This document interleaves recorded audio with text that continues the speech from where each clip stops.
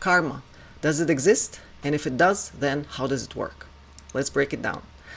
So the word karma itself means movement.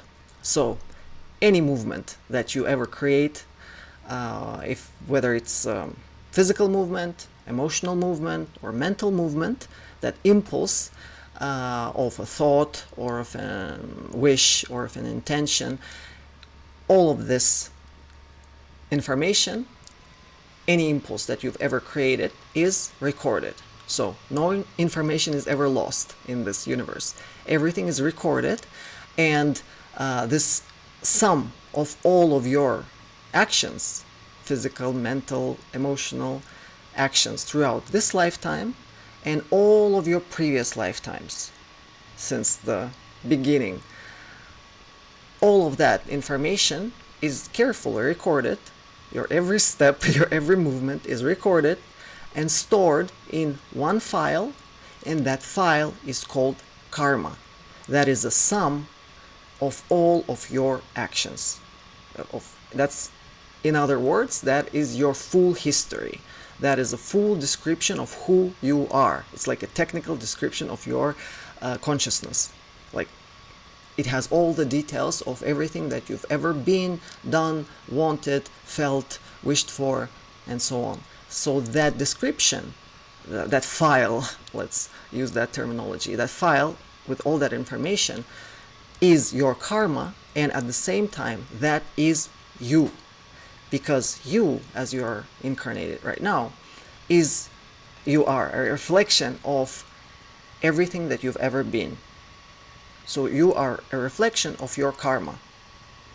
Now, everything around you that surrounds you in this lifetime, the conditions in which you were born, raised, and things that you're dealing with in life, things you get easily, some things you get harder, all of those circumstances are a reflection of what you are. So life around you is a reflection of you, and you are a reflection of your karma, a reflection of that file about who you are. So karma is you, world around you is you. So karma and you are the same thing, because you are your own history, a result of everything that you've ever done. This is not a random creation. The world around you and this thing that you're using as your body is not random. It is a result of what you've been doing for years and years. So if the conditions in which you have incarnated are beautiful, that shows that there was some good information in that storage box. And if you've incarnated into a family, like with parents who were so abusive and terrible to you, and conditions were so bad and so on, you suffer so much throughout your life, and you don't understand why is this happening to you, because you're innocent, you like obviously haven't hurt anyone in your childhood, and you're surprised why is this happening to you. You're surprised because you have not kept the memory of who you actually are. You actually chose to forget. Not keeping that memory is a choice, and not keeping that choice gives you a right to pretend to be a victim and pretend like, I don't understand why is this happening to me, I don't understand why is my life so terrible to me. But by the logic of this program in which we exist, it cannot happen by accident. It means you were this before, you deserved this. Okay, some of the viewers didn't like the word deserve. Like, how can I'm when I use the word like you don't deserve good things, like you don't deserve that much. If you are unable to receive it, it means you don't deserve. And some people got offended by that term, like, what do you mean I don't deserve? I am like God, I deserve everything. Yeah, potentially you're God, but realistically there is a karma, there is a file of what you actually are. So sorry to tell you, but you get what you deserve. So to understand what do you deserve, just look around. Whatever you have, that's what you deserve. Whatever you have, that's what you are. And it might be kind of hard to accept at first, because like you don't want to take that responsibility, like so much responsibility for all of these people who are so rude to me, so bad to me, all these things that I had to go through, like I am the cause of it. No, it's like it's a mistake and in the world and these other people are evil, bad, so on.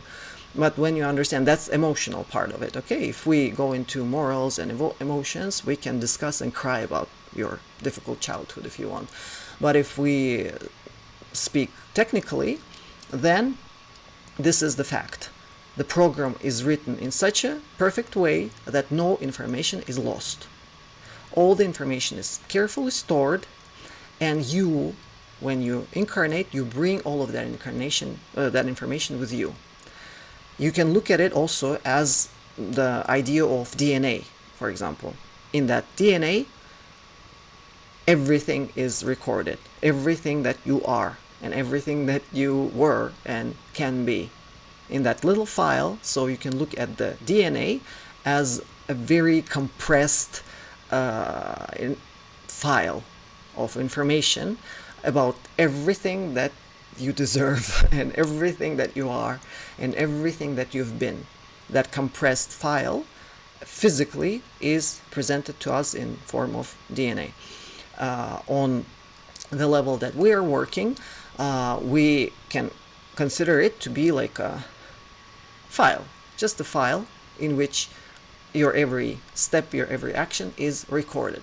And there are some rules in it by how this thing works. And it works by concepts. For example, you introduce or you invite a concept into your perception. You kind of like, whenever you get interested in, I don't know, like, oh, you heard about robbery happening next door, and that attracted you. And when you get interested in a subject, whatever that idea or concept is, for example, robbery or stealing, you just got interested in that. Wow, I've never seen that. I've never heard about that. That takes your attention, takes your interest. Once you get focused on something, you kind of like sign up, like sign a paper saying that I wish to experience that. Your focus on something is recorded, like your interest, your mental movement towards that thing, towards that idea, is as if you're putting a signature on wishing to experience that. Like, I want to experience that concept. And that concept you will experience as a whole. Maybe not in one lifetime. It will be broken down into parts for you, but you will have to experience that concept as a thing, as a whole. That means you have to experience this concept from both sides, from both poles.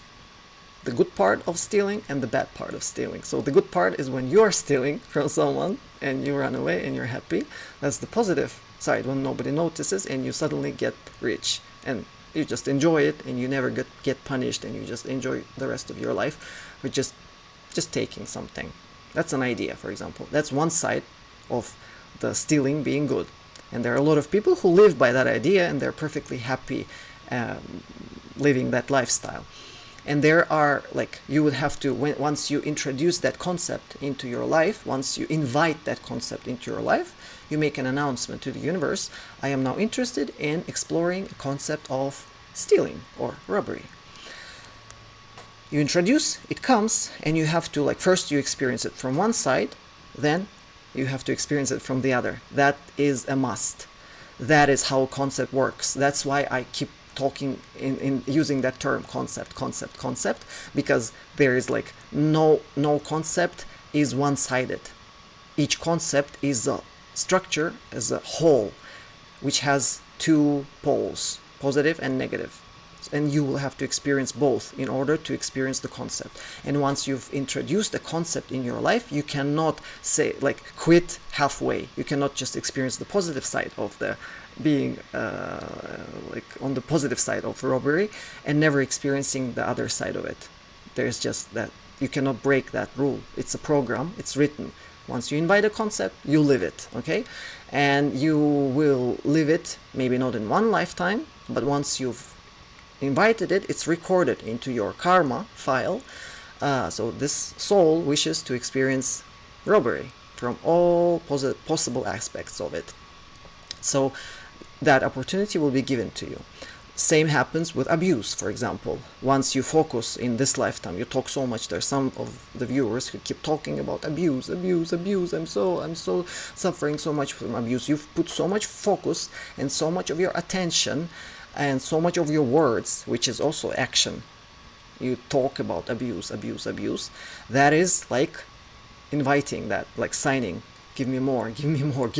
I'm so interested in exploring this concept more and more. Please give me. You keep inviting it, so you will keep experiencing more and more, because there are so many variations of this one concept, so many ways in which you can experience abuse. There's like, the universe is very creative in that sense. You'll experience it in many ways, as long as you keep signing up to keep exploring that concept.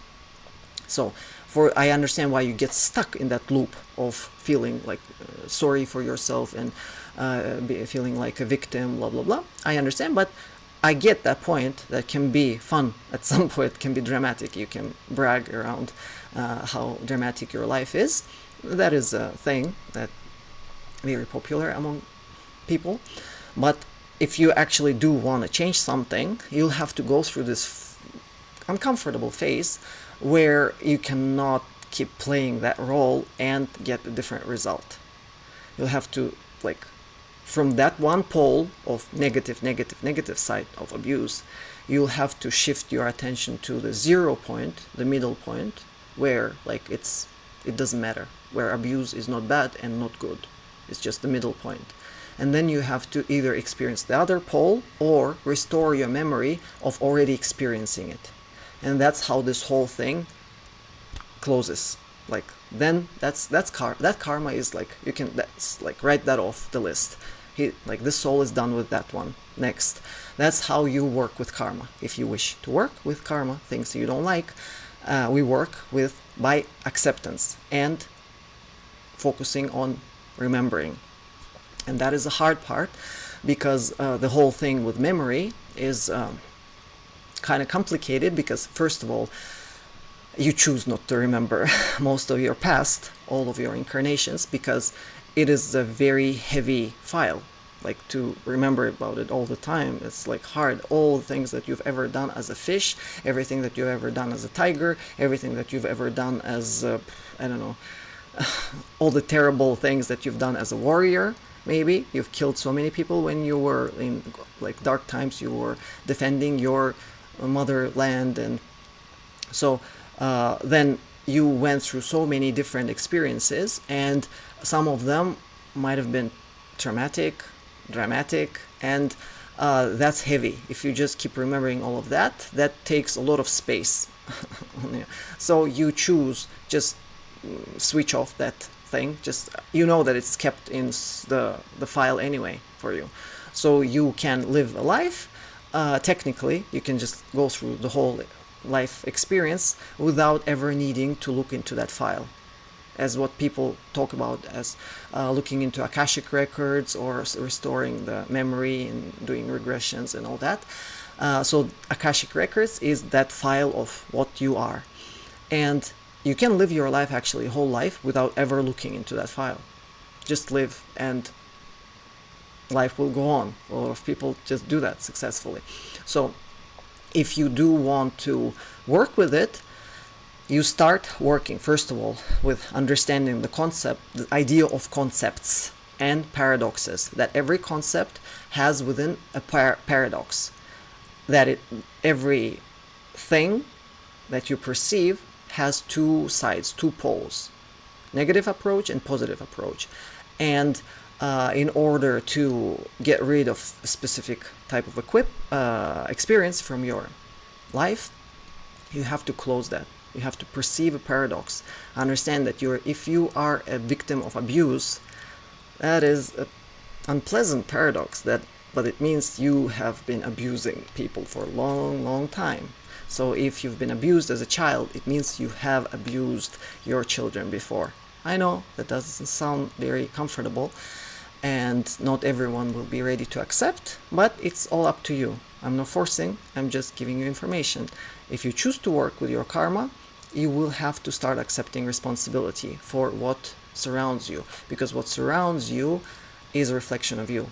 You have created this. This is not an accident. It's not like you maybe you enjoy living in that illusion that I deserve more, I deserve. No, you don't. No, you don't. You deserve what you have. Look around you. If you have only terrible people, disgusting relationships, friends who betray you all the time, parents who hate you all the time, sorry to say, but that's a reflection of what you are, who you are. From that point, I say, when you say, I wish beautiful things and I'm not getting, there might be a reason that you just don't deserve them. From the point that your technical characteristics of your consciousness do not allow to get there from here. From like being a murderer for 20 lifetimes and then incarnating and being punished for the beginning of your life, then you're like, why don't I become a Madonna? I don't know.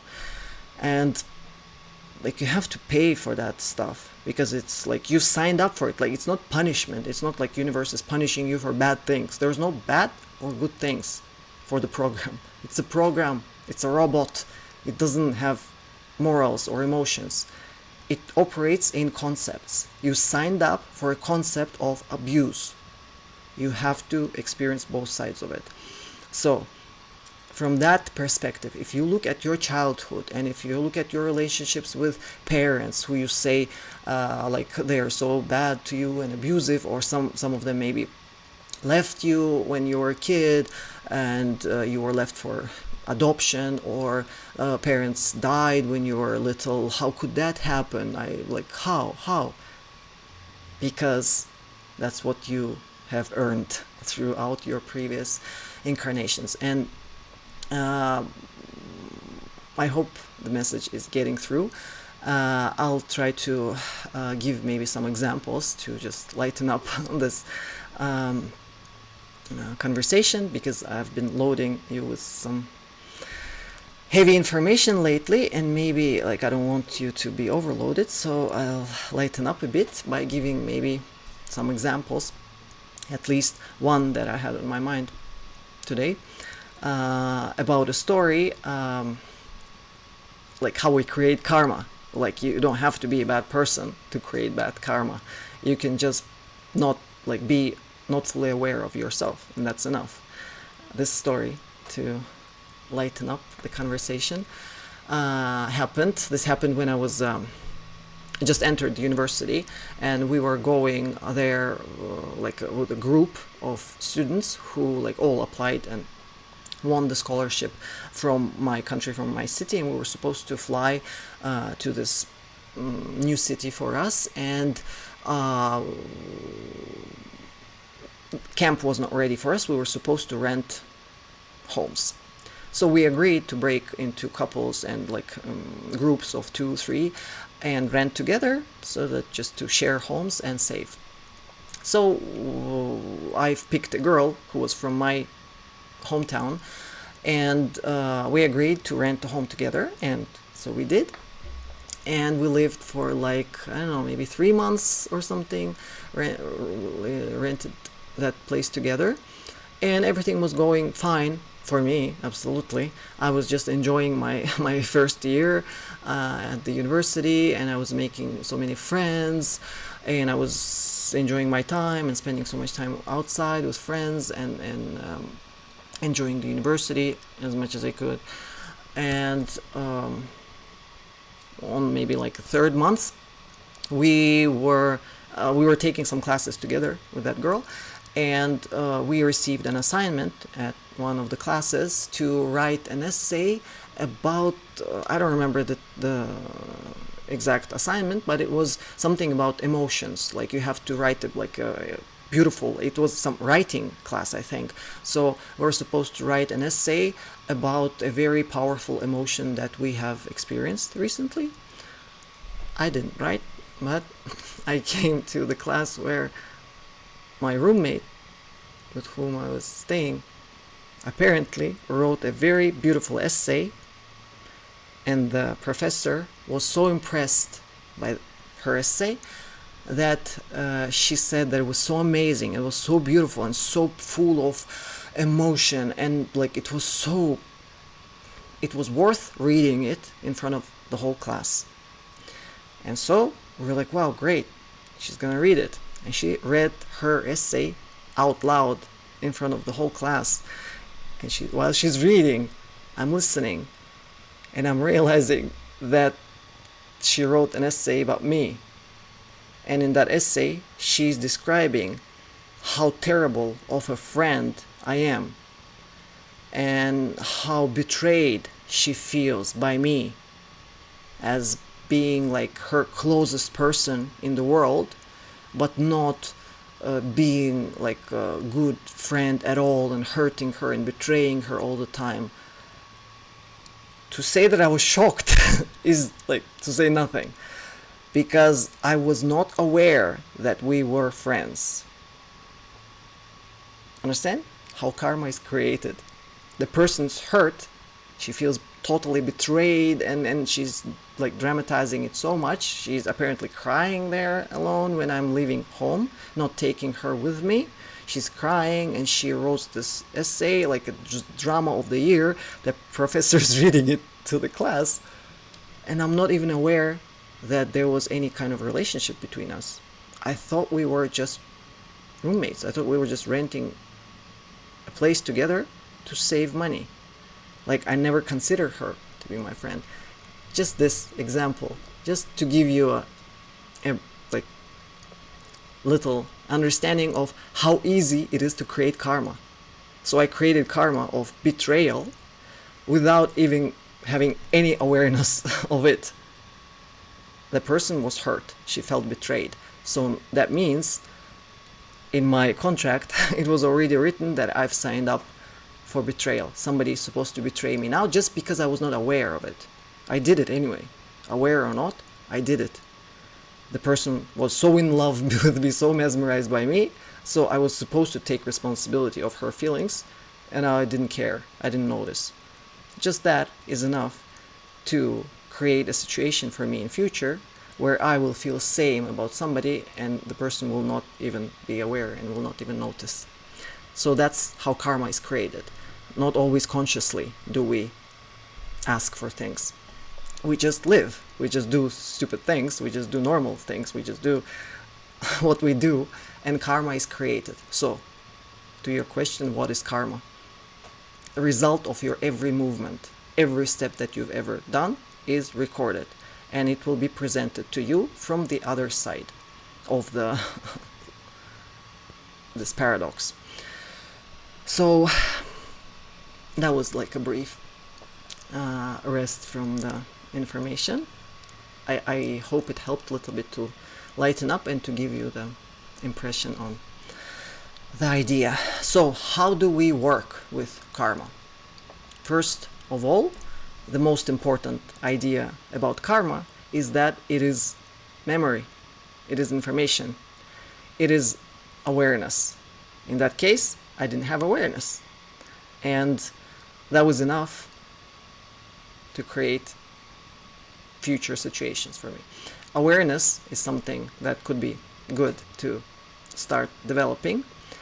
Another important thing that I like to focus my attention on is to emphasize the importance of working with memory, because memory is everything. Memory is who you are. If you clearly remember how you killed someone in previous lives, you will be much more calm and soft in perceiving when somebody is like hurting you, because you understand, like, yeah, I know, I deserved it. That's what happened when my memory started coming back, and when I started restoring. For example, I realized that I've should I say should I not? I've done a lot of bad things in many different incarnations, and for a lot of them I had to pay in this life. And at first I was very angry about it and felt a lot of resentment. But once I understood that actually, yeah, I deserved all of that.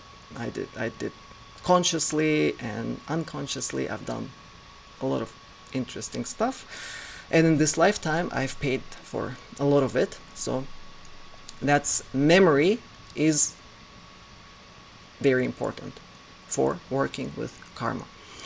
And for the memory, we will be coming back again to memory on the topic of elements, how to work with it. But one of the basic understandings is that don't try to go too far back. Like, I understand, like, it looks more attractive to try to go through all kinds of regressions and stuff and pull from far back. That's more interesting, maybe more fun to do. But understanding that in this lifetime there is just so much that you don't remember. If you look at your memory since you were born and up until today, probably your memory will be like, there will be like a little moment you remember, and then a huge gap, then a little more bright moment remember, and then again a huge gap. And that's how your memory is. It's like empty spaces, and in between, and some memories that you do have, for example, memories of your childhood or memories of betrayal. And like some of you are writing about those terrible abuse that you went through and all of that. Even those memories that you have, even they are, I'm sorry to tell you, but they are false, because you were perceiving them in a wrong way, because you were perceiving them as a victim. So you change the picture a little bit to dramatize it, to be like a victim. Same as example, as this girl in my case. She dramatized it so much, and from her perspective it was so dramatic, and so she perceived that she was hurt and it was so bad and Irada is so bad. That's her perception, and that's the memory that she kept about that event. But that's not what happened. I was not even aware. I was not bad, intentionally bad to her. And was I even bad at all? I was just living my life. If you want me as a friend, be brave enough to come up to me and tell me about it. At least ask me, why can I go with you? Or at least inform me that we are in love with you. At least inform me that we are in a relationship. But like, at least inform me that you are being hurt. How am I supposed to know? So when you see this example, how that girl changed the situation, and her memory is kind of false. She created it in a way that suited her role, her position for that time, victim, and she created the settings and the story. So that way, when you look at a lot of situations in your life, some of them might fall apart under that pressure when you realize that you constructed them from a standpoint of not being responsible for anything, and that it's just happening to you. Once you realize that you're a part of it, you deserved it, by the fact that if it's just happening to you, it is already proof that attraction, law of attraction, attracts to you events that represent you and reflect who you are. So, I don't know, there's still a lot of stuff on this subject, but I'm feeling kind of tired, so I'll end here. We will come back to it if you want. If you have questions, we can go on with this subject, but at least this little intro for now is enough. See you again. Bye bye.